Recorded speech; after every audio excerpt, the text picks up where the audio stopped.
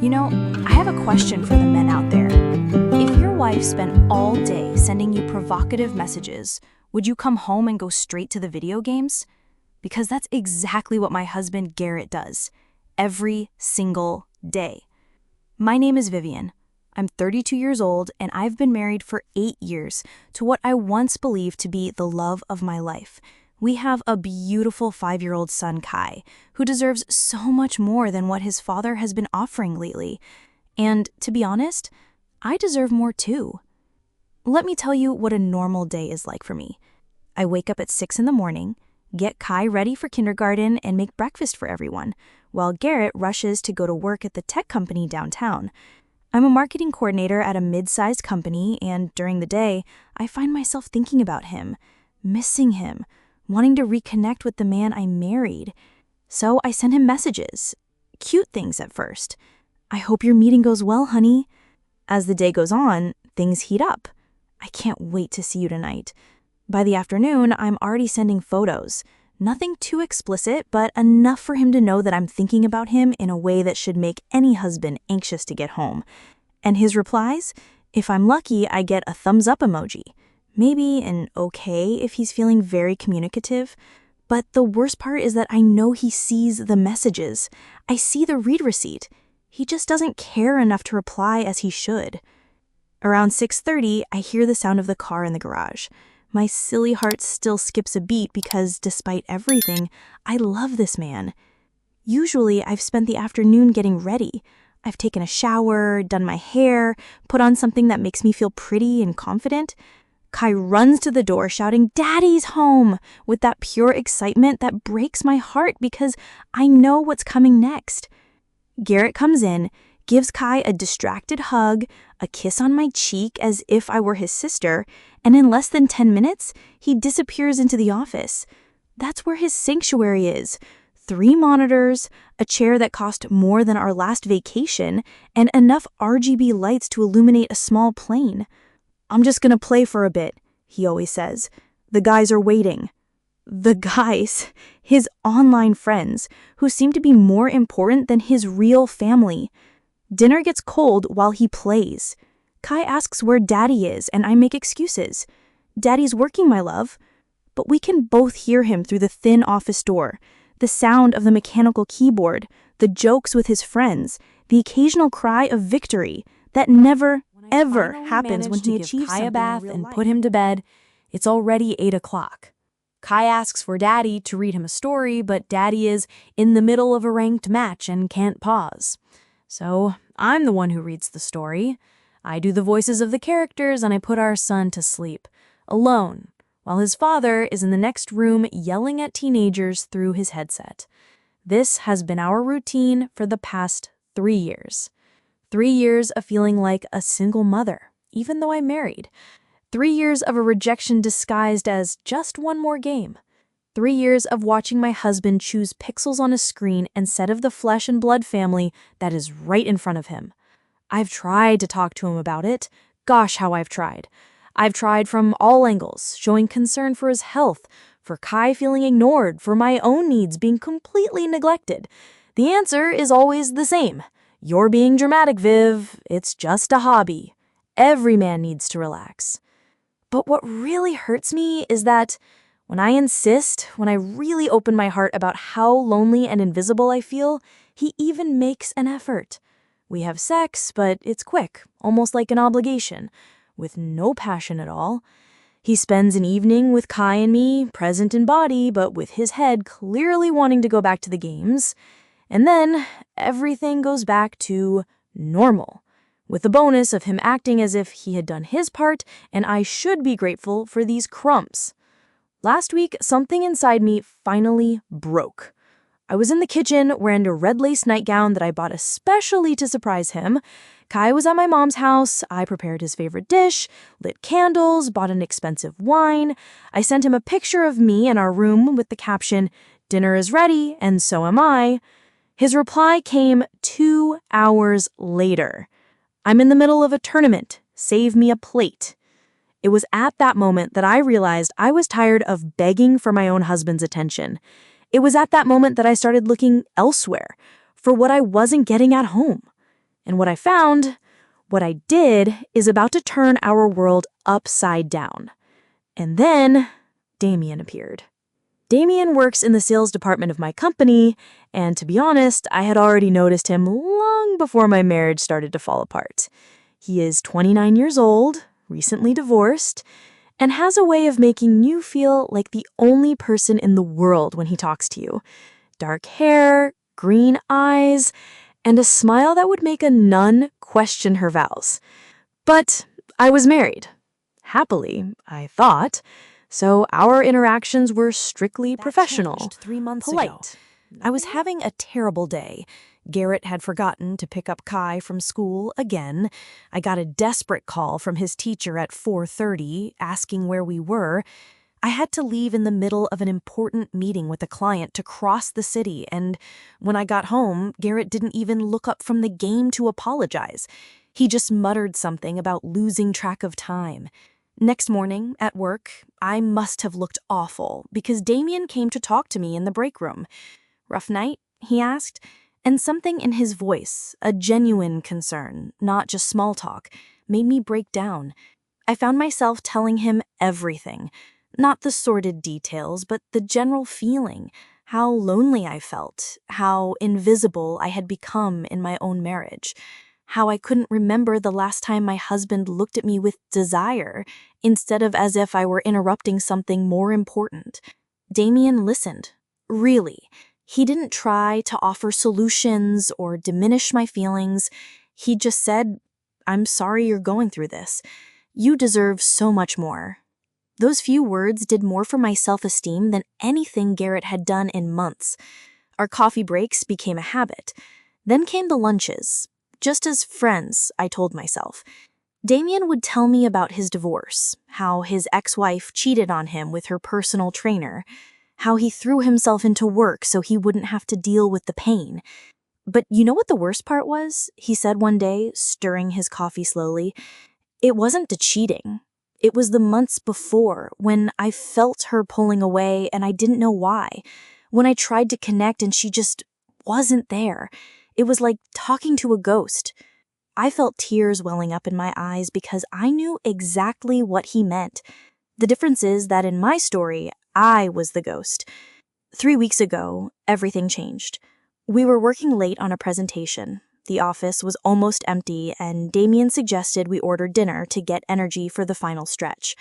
Nothing fancy, just some Thai food in the conference room. But sitting there, under the fluorescent lights, sharing a pad thai and talking about everything but work, something changed. The air became thick, electric.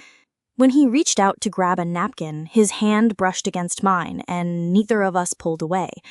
"Vivian," he said softly, and the way he said my name, as if it were something precious, made my heart race. "I know you're married," he continued, "and I respect that, but I need you to know that any man who doesn't see how amazing you are is a complete idiot. I should have left.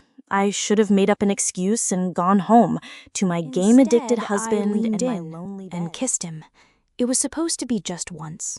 A moment of weakness, a taste of feeling desired again. But my God, the way he kissed me back, as if I were air and he was drowning. When we finally pulled apart, we were both out of breath. "I can't," I whispered. But even as I said it, I knew it was a lie. "I know," he replied. But his thumb was caressing my cheek and his eyes were dark with desire. "I know you can't. But Vivian, when you're ready, if you're ever ready, I'll be here." That was 3 weeks ago, and I haven't been able to stop thinking about it since. The text messages started innocently. Work stuff during the day, which gradually became more personal. He would ask how Kai was, if my day was going well, little kindnesses that Garrett hadn't bothered to offer in years. Last Tuesday, I had another one of those nights. Garrett had promised to take Kai to soccer practice, but he bailed at the last minute because his guild scheduled a raid. I ended up taking Kai by myself, sitting on those cold metal bleachers while all the other parents talked to each other. I sent a message to Damien. Sometimes I wonder what it would be like to be important to someone again.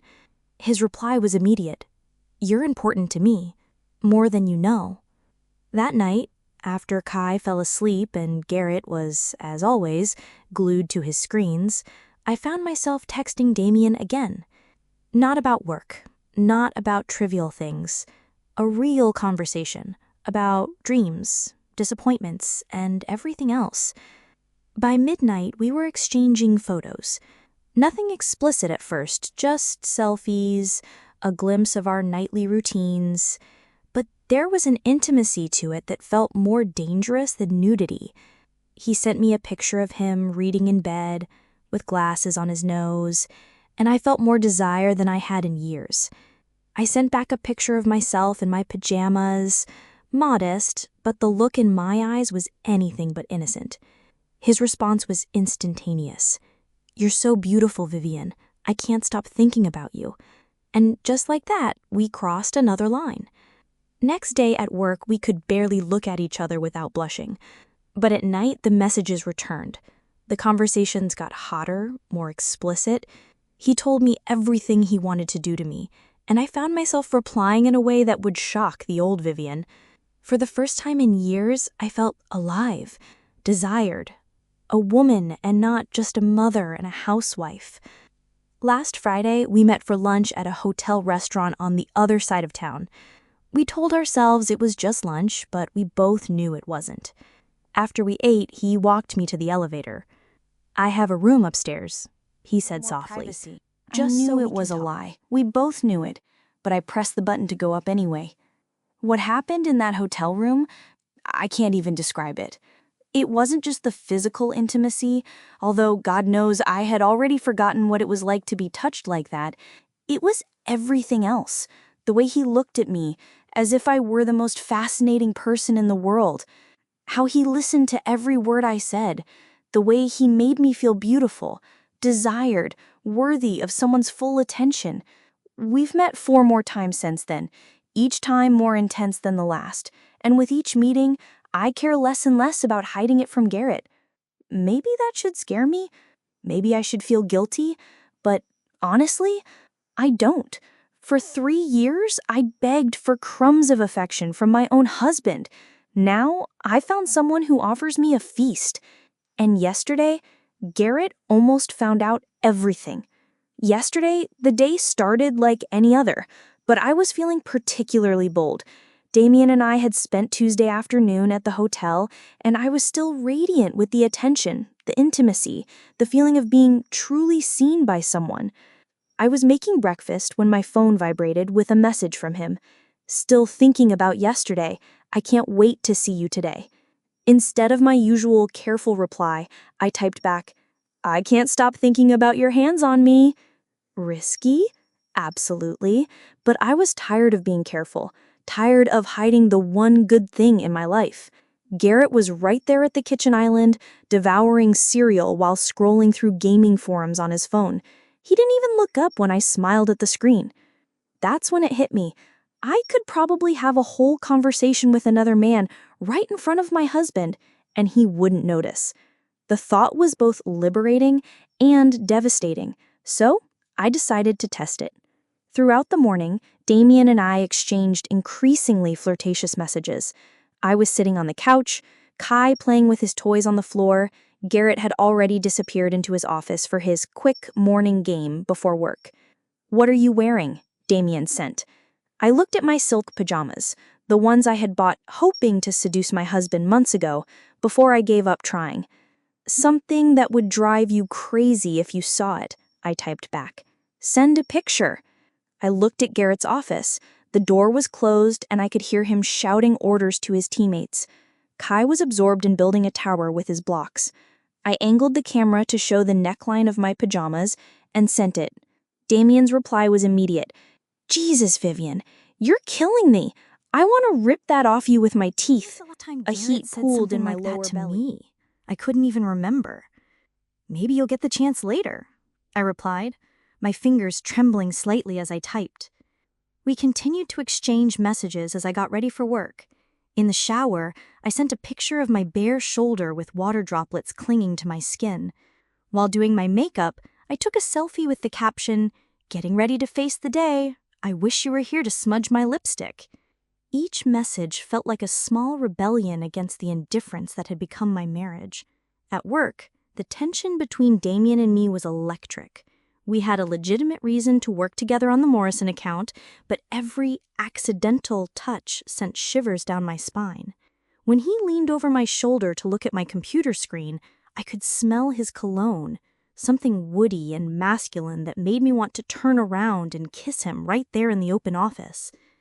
"Hotel room tonight?" he whispered, his breath tickling my ear. I nodded, not trusting my voice. But as the day went on, something changed. Maybe it was the guilt finally catching up with me, or maybe it was the message I received from Kai's teacher about him seeming sad lately, asking if everything was okay at home. I found myself looking at the photo on my desk, our family photo from last Christmas, Garrett's arm around me, both of us smiling at the camera, Kai grinning gap-toothed between us. We looked happy. We looked like we belonged together. For a moment I hesitated. Was I destroying something that could still be saved? Then I received a message from Garrett. "Working late tonight. Don't wait up for me." Not "I love you," not "I'll miss you," just a cold, practical message letting me know I would be spending another night alone. The guilt evaporated. I sent a message back to Damien. 6 o'clock, same place. But I was careless. So careless. When I got home, I was still buzzing with anticipation for my evening with Damien. Garrett was already in his office, of course, and Kai was watching cartoons. I went upstairs to change, selecting my best lingerie, black lace that made me feel powerful and beautiful. I was taking selfies in the bedroom mirror, choosing the perfect one to send to Damien, when I heard Kai calling for me. "Mummy, I can't find my cleats." I quickly threw on a robe and went to help him look. We found them under his bed, and I helped him tie them for practice. "Is Daddy coming to my game on Saturday?" he asked, and my heart broke a little at the hope in his voice. "I don't know, sweetie. We'll have to ask him." But I already knew the answer. There was a big tournament this weekend that Garrett had been at my talking mom's about for his for weekly weeks. sleepover. I drove to the hotel with my heart racing.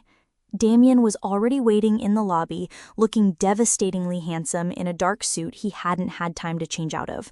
What happened in that room was everything I had been craving.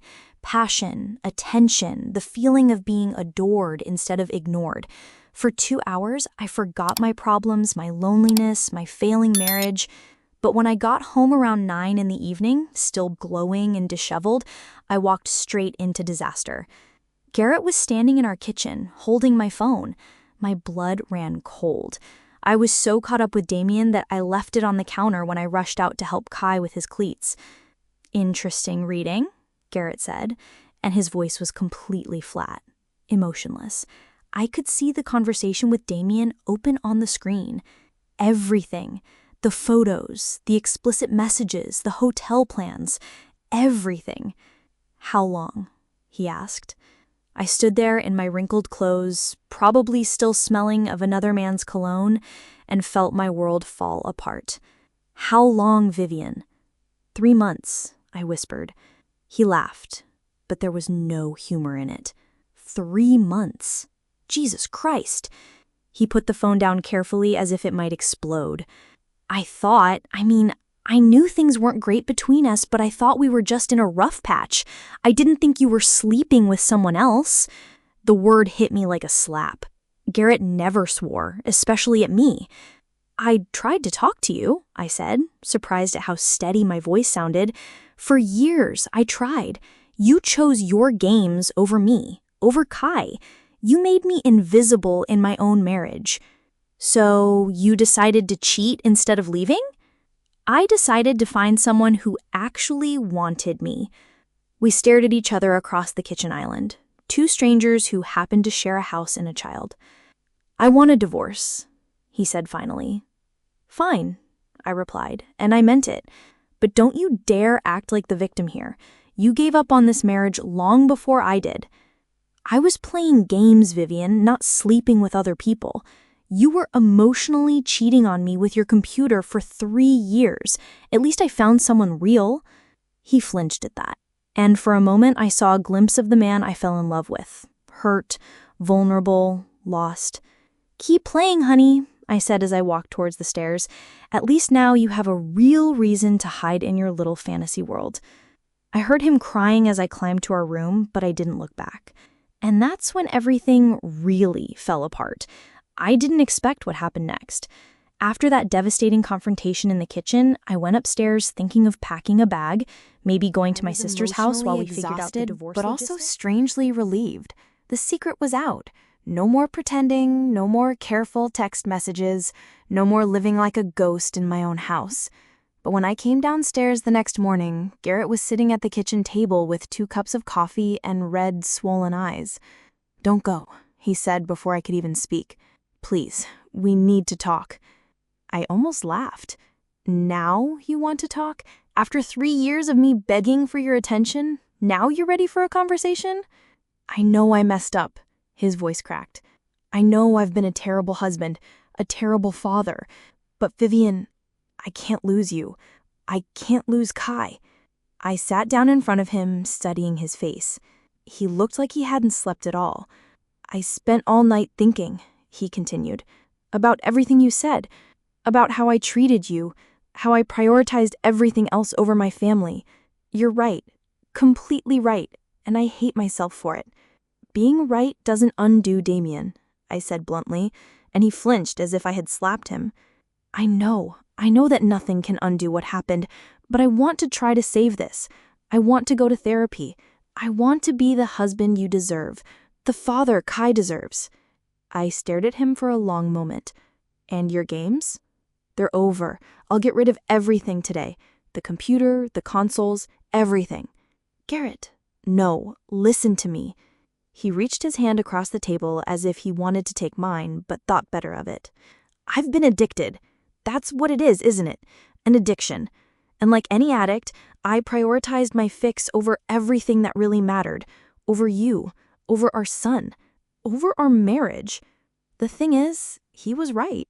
But 3 years of neglect and loneliness don't disappear overnight, even with tearful apologies." "And Damien?" I asked. Garrett's jaw tensed. "What about him?" "I can't just turn off my feelings. These last few months with him, he made me feel alive again. Desired. Beautiful. I should have done that." Garrett's voice cracked. "That was my job, and I failed completely.